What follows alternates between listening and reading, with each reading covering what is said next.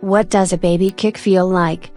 For the first few months, nothing much, because the movements are all muted by the amniotic fluid. But at around 4 or 5 months, you're supposed to be able to feel it. Historically, that moment was called the quickening.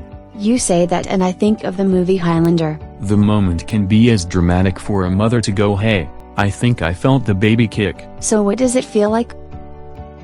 At 4 months, you will feel that swooshing of the liquid repeatedly as the baby is kicking a leg or moving an arm. They have to be big enough to make contact with the uterus for you to really feel the movement. I suppose it feels like a more definite kick. It will feel like a thump.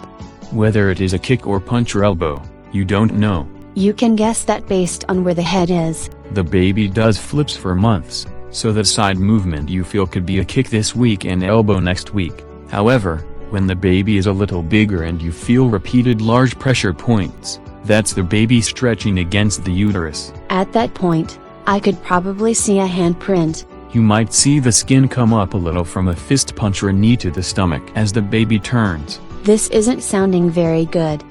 Initially, each kick or punch will be amusing, then it will be routine, until the baby is big enough that you could have to wake because of all the activity and need the kid to go back to sleep so you can too. That sounds like a run-up to actual parenting. It gets even harder when the baby is stretching in the 8th or 9th month, pushing feet out and head the other way.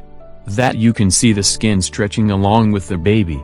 At least it isn't kicking me. Oh, the baby can still kick you in the bladder.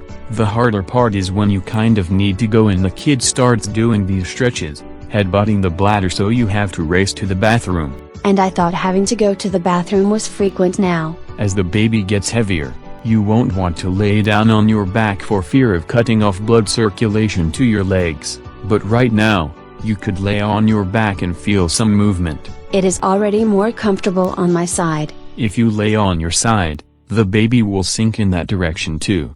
Then you could feel movement or pressure on that side as the kid moves. In a couple more weeks, then, it won't be a question as to whether I felt movement or indigestion but which part the kid is moving. And you can always turn on an alarm, which will cause the kid to jump, if you can't wait to know what it feels like when the baby moves.